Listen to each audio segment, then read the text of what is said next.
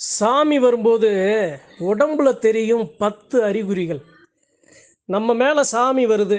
அதை எப்படி நாம உறுதி செய்ய முடியுங்கிற நான் அறிஞ்ச ஒரு சில அறிகுறிகள அன்பர்கள் பகிர்ந்து கொள்ள ஆசைப்படுறேன். சாமி உடனே வந்துராதுங்க.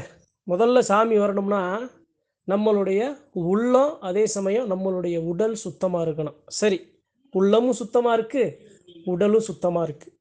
இது 2 மட்டும் இருந்தா பத்தாது. கடுமையான விரதம் இருக்கணும்.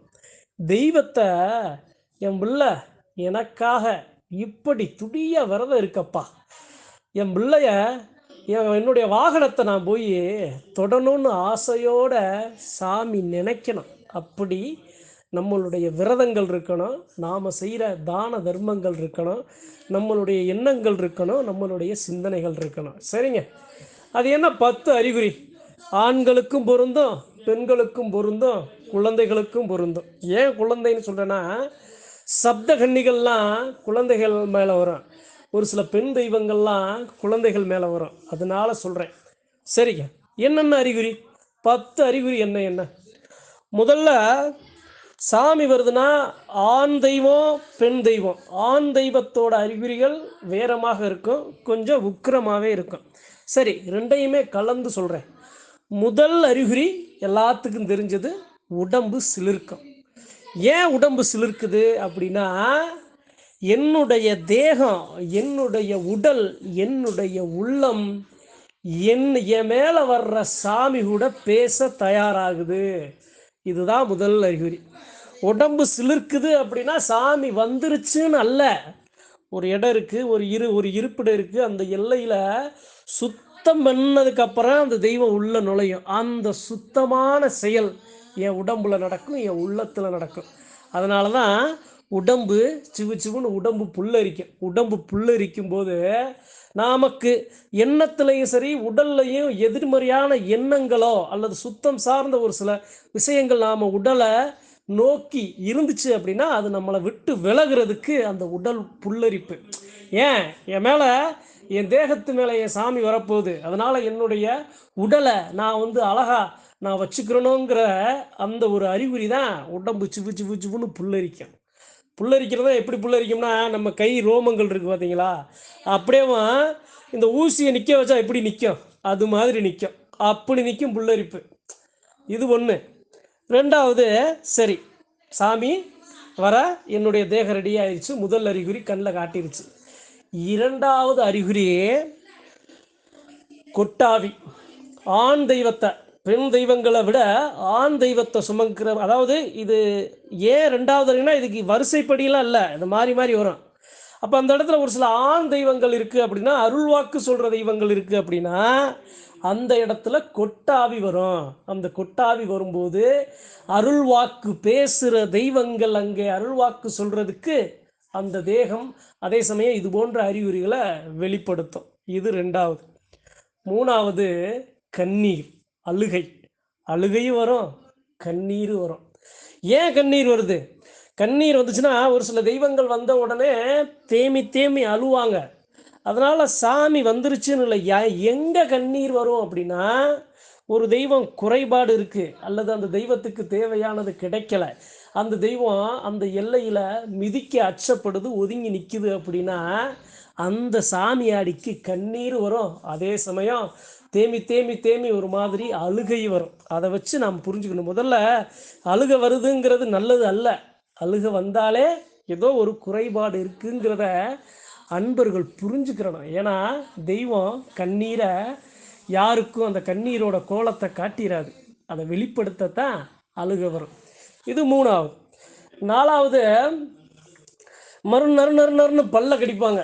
ரொம்ப உக்கிரமான தெய்வம். சுடலமானே, சின்ன பெரிய கருப்பேன், நுண்டி கருப்பேன், அதே சமயம் நுண்டி சோனச்சாமி, அதே சமயம் முத்தையா, இவர் மாசி பெரியண்ணசாமி, கருப்பண்ணசாமி, கருப்பசாமியில் இருக்கிற அத்தனை அம்சங்கள், அதே சமயம் சிவனோட அவதாரங்கள், பெருமாளோட அவதாரங்கள், சங்கிலி கருப்பிலிருந்து என்னென்ன தெய்வங்கள், முனீஸ்வரன், இது போன்று ரொம்ப உக்கிரமாக வர்ற தெய்வங்கள், ஆக்ரோஷமாக ஒரு சில தெய்வங்கள்லாம் வரும். அந்த தெய்வம் வரும்போது அப்படியே பல்ல கடிப்பாங்க. இது நாலாவது. 5வது உடம்பு முறுக்கேறும். எப்படி? உடம்பானது இரும்பா மாறும். எப்பா சாமி வந்துச்சு, அவரை பிடிக்கவே முடியலப்பா, அவர் உடம்பு இரும்பாயிருச்சு. நாங்கள் 4-5 பேர் போனாலும் அவரை பிடிக்க முடியல, கட்டுக்குள்ளே நிப்பாட்ட முடியல, அவரை அவரை அவரை வந்து என்ன சொல்கிறதுன்னா எழுந்து நிற்க வைக்க முடியலை, அவ்வளவு ரொம்ப வேகமாக இருக்குது அந்த சாமி அப்படிங்கிறது. அந்த உடம்பானது நாடி நரம்புலேருந்து ஆதியிலிருந்து அந்தம் வரைக்கும் அந்த உடலில் அந்த முறுக்கேறும். ஆண் தெய்வங்களுக்கு, பெரும்பாலும் ஆண் தெய்வங்களுக்கு. இது 5வது. 6வது குலவ சத்தம். குலவ சத்தம்னா எப்படி தெரியுமா? கல்ல கல்ல கல்ல கல்லன்னு மணி அடிப்பாங்க பாருங்க. பூசைக்கு மணி அடிப்பாங்க, கல்ல கல்ல கல்ல கல்ல கல்லன்னு அடிக்கும். அதே மாதிரி குலவ சத்தம் வரும். அந்த அம்மாவுக்கு குலவை போடவே தெரியாது. ஆனால் சாமி வந்துருச்சுன்னா அந்த நாக்கானது அந்த மணி போல் அந்த குலவை சத்தம் கட கட கட கட கடன்னு அடிக்கும். அந்த குலவை வந்தாலே இன்னொரு வராத சாமியை கூட வர வச்சிடும். இது 6வது. ஏன்னா குலவை வந்து ரொம்ப பெண்களுக்கு ரொம்ப முக்கியமானதுங்க. இது 6வது. 7வது, என் மேலே சாமி வருது அப்படின்னா அந்த இடத்துல கூச்சல் இருக்காது, குழப்பங்கள் இருக்காது, சண்டைகள் இருக்காது, சச்சரவுகள் இருக்காது. ஏன்? அந்த இடத்துல தெய்வம் வாசம் பண்ண போகுது. அப்போ அது எல்லாத்தையும் சரி பண்ணிடும். 8வது, திசைகள்ல இருந்து சவனம். எது மாதிரி சகனம்? அதாவது ஒரு பக்கம் பள்ளி சத்தம், ஒரு பக்கம் குருவி சத்தம், ஒரு பக்கம் இது போன்று உயிரினங்கள், நாய் சத்தம், மாடு பசுமாடு சத்தம், இது போன்று இருக்கிற தெய்வங்களோட வாகனங்களாக இருக்கிற எல்லா வாகனங்கள் அந்த இடத்துல சத்தமிடும். இது 7வது. 8வது, அதாவது ஒரு சில சாமி வருது அப்படின்னா அந்த தெய்வத்தோட வாகனம் வந்து அந்த இடத்துல கரெக்டாக சக்குன்னு வந்து நிற்கும். அது நாயாக கூட இருக்கலாம், குதிரையாக கூட இருக்கலாம், இல்லை அப்படின்னா ஒரு அன்ன பறவையாக கூட இருக்கலாம், இல்லைன்னா ஒரு மயிலாக இருக்கலாம், இல்லை அப்படின்னா ஒரு புறாவாக இருக்கலாம், இல்லைன்னா ஒரு கிளியாக இருக்கலாம். இது போன்ற அந்த தெய்வங்களில் ஏதாவது ஒரு வாகனம் அந்த இடத்துல வந்து நின்றோம். இது 8வது. 9வது அறிகுறி என்ன அப்படின்னா, இப்போ ஒருத்தவங்க வர்றாங்க, சாமி அழைக்க போகிறாங்கன்னா அவங்க மேலே சாமி வந்து அவங்களுக்கு சாமி அழைக்க. இப்போ நான் இருக்கேன், இன்னொருத்தர் போய் சாமி ஆட போகிறேன், நான் அவருக்கு விபூதி போட போகிறேன், அந்த இடத்துல சாமி அவருக்கு வரலை அப்படின்னா என் மேலே இருக்க சாமி எனக்கு வந்துடும். வந்து நான் விபூதி ஓடும்போது அவர் மேலே இருக்கிற சாமி வந்துடும். அப்போ சாமி, ஒரு சாமி வந்து இன்னொரு சாமியையும் அழைக்கும். இது 9வது. 10வது என்ன அப்படின்னா, ஒரு சாமி வரப்போகுது அப்படின்னா அந்த உடன் பங்காளிகள் இருப்பாங்கள்ல, உடன் பங்காளிகளில் யாராவது மனசுக்குள்ளே கள்ளத்தை வச்சு நின்னாலும், கபடத்தை வச்சு நின்னாலும், சாமியை ஆடவே விடக்கூடாது அப்படிங்கிற ஒரு எண்ணத்தோடு வந்தாலும், எப்படியாவது இதை வந்து தடுத்துடணுங்கிற ஒரு கெட்ட சிந்தனைகள் இருக்க எத்தனை பேர் வந்தாலும் அத்தனை பேர் மனசையும் மாற்றிடும். பச்சை குழந்தை போல நிப்பாட்டி விட்டுரும். அவங்க என்ன ஒரு தவறான சிந்தனையில் செயலில் இருந்தாங்கன்னா அவங்களுடைய எண்ணத்தை மறைச்சு அழிச்சு அந்த சாமி, வர்ற சாமியை கையெடுத்து கும்பிட வச்சிட தெய்வம். இது 10வது அறிகுறி.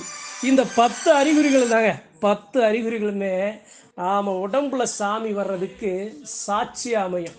அதனால் சொல்கிறேன், அன்பர்கள் எல்லாருக்கும் சொல்கிறேன், சாமியாடிகள் எவ்வளோ பேர் இருக்கீங்க, இந்த 10 அறிகுறிகளில் ஏதாவது ஒரு அறிகுறி இருந்தால் கூட தான் சாமி வரும்.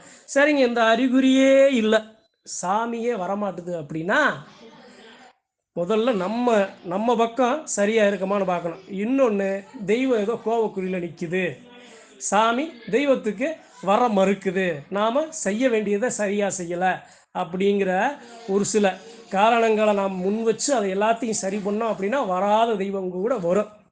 அதனால் நான் அறிஞ்ச இந்த 10 அறிகுறிகளை அன்பர்களுக்கு பகிர்ந்து கொள்ள ஆசைப்பட்டேன். இப்பையும் இல்லை, எப்பையும் சொல்கிறேன், தெய்வத்தை வளப்படுத்துவோம், சக்தியை அதிகப்படுத்துவோம்.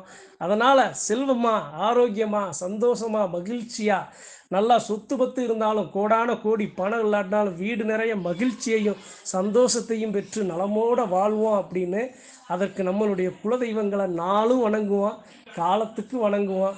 நாம் வணங்குறது மட்டுமல்லாமல் நம்மளுடைய குலதெய்வத்தோட அருமை பெருமைகளை நம்ம பிள்ளைகளுக்கு சொல்லி, வரலாறுகளை சொல்லி, இது போன்று இருக்கணும்னு அந்த நல்ல ஒரு நெறிமுறைகளை சொல்லி நம்ம குழந்தைகளை, அடுத்த தலைமுறைகளை வளர்த்தெடுப்போம் என்று சொல்லி நன்றி, வணக்கம். மற்றும் ஒரு பதிவில் சந்திப்போம்.